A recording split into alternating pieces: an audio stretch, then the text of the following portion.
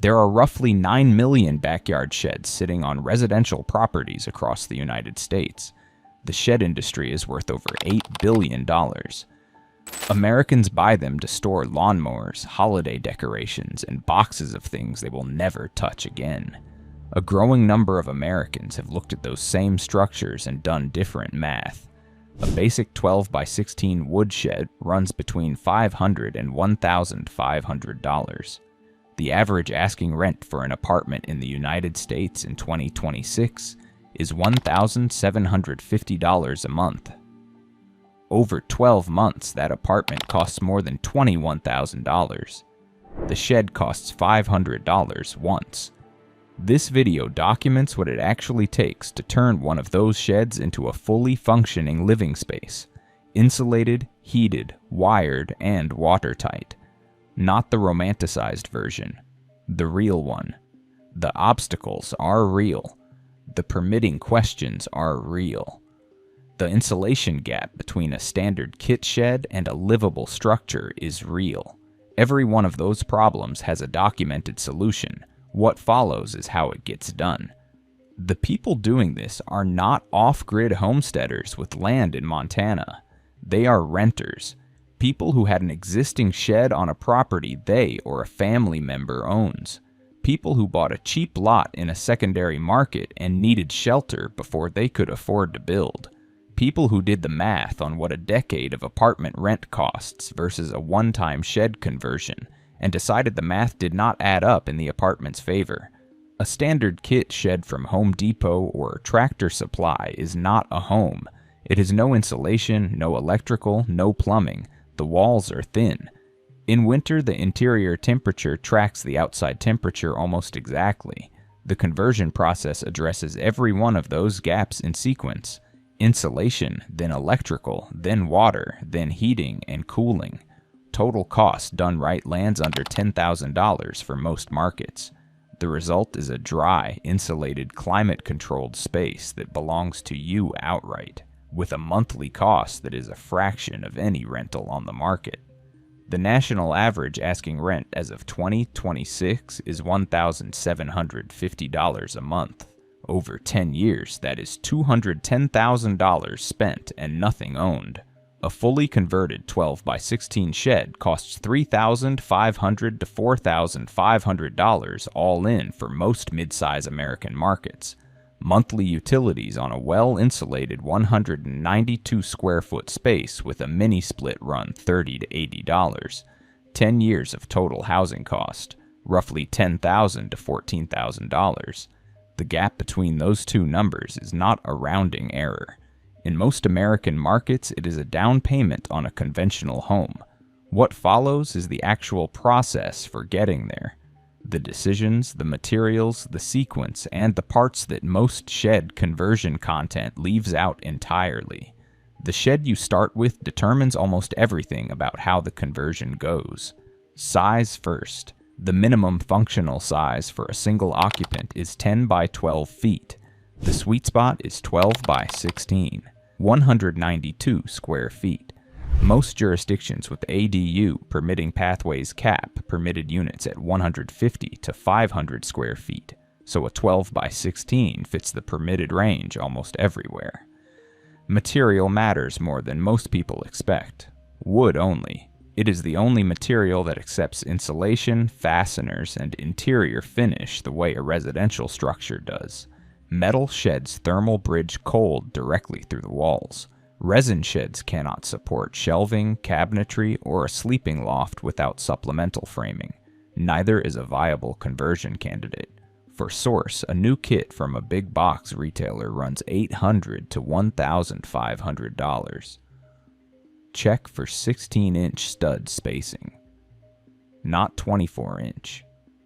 Used from Facebook Marketplace or Craigslist runs $200 to $600.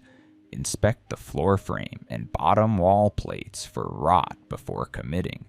Built from plans runs $600 to $1,000 in materials and gives full control over stud spacing and wall height.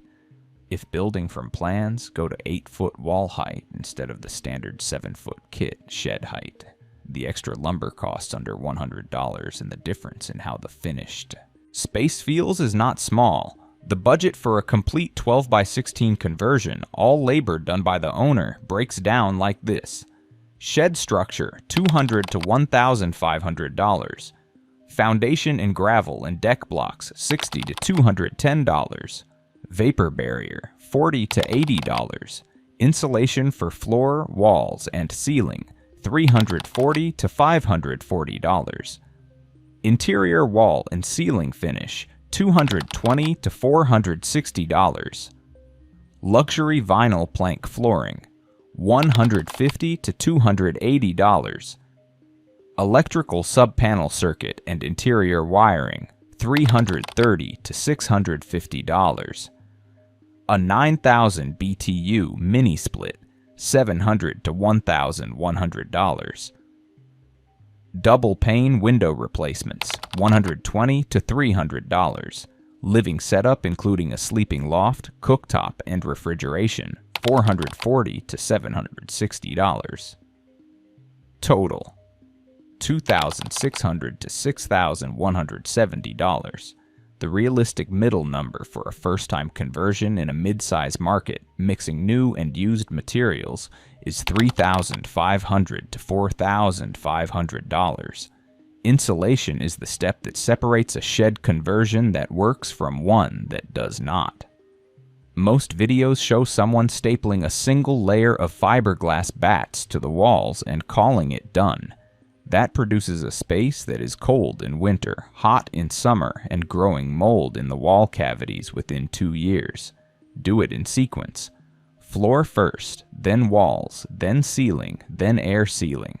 For the floor, cut R19 faced fiberglass bats between every floor joist bay. Before the shed is set on its foundation, craft paper facing up toward the warm side. Then staple a continuous layer of 6mm poly sheeting across the entire underside of the floor frame as a ground vapor barrier. This step costs almost nothing and prevents the rot and mold that would otherwise develop silently inside the floor assembly over the first few winters. For the walls, use R15 high-density fiberglass bats, not standard R13. The density difference is real, the cost difference is about $20 for a full wall set, and it matters over time. Place the vapor barrier on the interior side of the insulation in heating-dominated climates, the northern 2/3 of the country. In hot, humid climates like the Gulf Coast, use vapor-permeable house wrap on the exterior side instead. For the ceiling, install ceiling joists between the top plates of the opposing walls and insulate above with R38 blown cellulose or fiberglass bats. This has the largest single impact on year-round comfort of anything in the conversion. Air sealing is the step most tutorials skip entirely. Seal every penetration in the building envelope before the interior finish goes on. The gap between the bottom plate and the subfloor, every electrical box penetration, every pipe penetration, the gap between the top of the wall framing and the roof decking. Use low expansion window and door foam around every rough opening. This adds $40 to $80 in materials and 2 to 3 hours of work. The impact shows up on your utility bill from the first month. Electrical and water are the 2 utility steps, and both have a permitted path and an off-grid path depending on the situation. For electrical, pull the permit. An unpermitted installation in a structure you are living in is a fire risk your homeowner's insurance will use to deny a claim. Run a 60-amp feeder circuit from the main panel of the primary structure to a small sub-panel inside the shed, buried at a minimum depth of 24 inches in conduit. Use aluminum wire for runs over 50 feet. Install a ground rod at the shed. Before installation, remove the neutral ground bond strap from the sub-panel. It ships from the factory installed, and leaving it in on a detached structure, sub-panel creates a parallel neutral path that is both a code violation and a shock hazard. For a shed without access to a main panel, a 1,500-watt solar array with a 10 kilowatt-hour lithium iron phosphate battery bank and a 2,000-watt pure sine wave inverter handles every electrical need. Total system cost runs $1,350 to $2,400. Use pure sine wave only. Modified sine wave inverters damage mini-splits and refrigerators over time. For water on a property with an existing structure, run a PEX supply line from a cold water branch inside the house, buried below the frost line to a point of entry in the shed. Feed a point-of-use tankless water heater and distribute to a single sink. Run a drain line sloped at 1/4 inch per foot back to the house sewer lateral. Pull the plumbing permit. For off-grid water, a 35 to 50-gallon pressurized tank fed by a 12-volt RV pump handles drinking water, cooking, and bathing for a single occupant for approximately 1 week between fills. Gray water disperses through a simple subsurface leach bed, a 10-foot trench filled with drain rock, which requires no permit in most states with gray water reuse legislation. For the toilet, a composting toilet requires no water and no drain connection. The Nature's Head and Airhead are the two most documented models at $900 to $1,000. A cassette toilet is the more accessible entry point at $150 to $300, with a removable tank that empties at any RV dump station. A 9,000 BTU mini-split is the correct heating and cooling solution for a 12 by 16 insulated shed conversion in most American climates. It costs 50 to 75% less to operate than electric resistance heating, produces no combustion byproducts, and provides both heating and cooling from a single unit. In severe cold climates, Minnesota, Wisconsin, the Northern Plains, specify a cold climate heat pump rated for operation down to -13 degrees Fahrenheit. The Mr. Cool DIY 9000 BTU unit is the most documented choice in online communities because the line set comes pre-charged and uses quick connect fittings that require no EPA refrigerant certification. It costs $100 to $200 more than a comparable conventional unit, less than 1 hour of HVAC labor in any American market. One installation detail most videos skip. The line set penetration through the wall must slope slightly downward toward the exterior, so condensate drains correctly from the interior air handler. Check the slope with a level before sealing the wall penetration. Every shed conversion that has failed due to code enforcement in documented accounts failed for the same reason. Not because an inspector proactively identified an unpermitted structure, because a neighbor complained.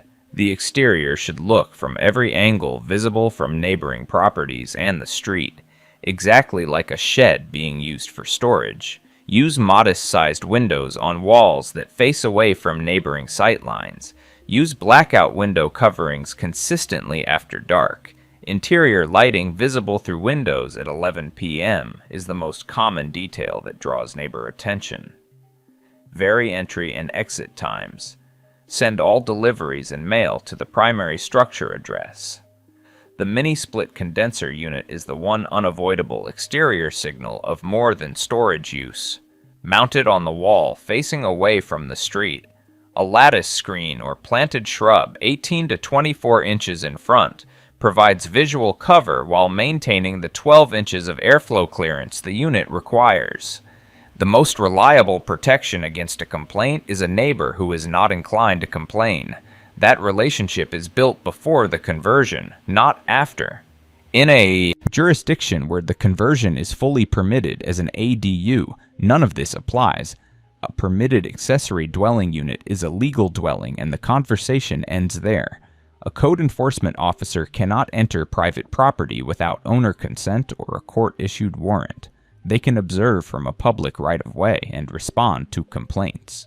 A shed that presents a storage appearance from the outside gives them little to document beyond the presence of an accessory structure. If a notice of investigation arrives, respond within the window specified, typically 10 to 30 days, and engage in writing. Do not ignore it. An ignored notice escalates automatically. The realistic worst-case outcome is a notice to vacate the structure and return it to storage use within 30 to 90 days, plus a fine of $100 to $500 for a first offense. The enforcement mechanism is administrative, not criminal. In a jurisdiction with an ADU permitting pathway, a code enforcement action can sometimes be resolved by initiating the permit application process during the appeal period. Contact the planning department directly, not just the code enforcement office, and ask whether the structure is a candidate for an ADU permit application. Know the number for your local legal aid organization, which provides free housing law consultation in most American cities, and know 211. For someone who can stretch to $800 or $1,000 a month, rent-to-own shed programs from companies like Tough, Shed, and Graceland Portable Buildings deliver a fully constructed woodshed with no credit check, no down payment, and monthly payments of $150 to $300. At the end of 36 to 60 months, you own the structure outright. Prefab ADU kit companies like Mighty Buildings, Cover, and Abodu produce factory-built units that install in 1 to 3 days and in ADU-friendly jurisdictions can be legally occupied within 60 days of delivery. Cost runs $30,000 to $80,000. The shed conversion covered in this video exists because those price points are out of reach for the people most affected by the housing crisis. But the correct solution is always the most legal and most permanent one that the budget actually allows. There are approximately 140 million housing units in the United States in 2026. There are 770,000 Americans without stable shelter tonight. There are an estimated 15 million vacant homes. The numbers do not describe a country that cannot house its people. They describe a country that has organized its housing system around investment returns, rather than human shelter for 50 consecutive years. The ADU reform movement, legislation in California, Oregon, Minnesota, and a dozen other states, is the most significant policy development in American housing in a generation. It works by allowing existing residential land to produce more housing without new infrastructure or public expenditure. It is not a complete solution. But the states that have implemented it most aggressively have seen measurable increases in housing unit production as a result. The people converting sheds into homes are not waiting for that policy to reach them. They are doing the math the country has given them. They are not failing. They are solving a problem that should have been solved by policy 30 years ago, and was not. If you got something useful out of this video, subscribe. This channel documents the parts of the American housing crisis that standard coverage skips. The actual numbers, the actual process, and the actual options available to people doing the math honestly. Share this with someone who needs to know that $3,500 buys a dry, insulated, climate-controlled living space in a country that has decided $1,750 a month for an apartment is the normal price of shelter. The sheds are already there. The materials are at every hardware store. The people doing this figured it out without help from any agency, any program, or any politician. They just needed someone to explain the full process honestly. That is what this video was.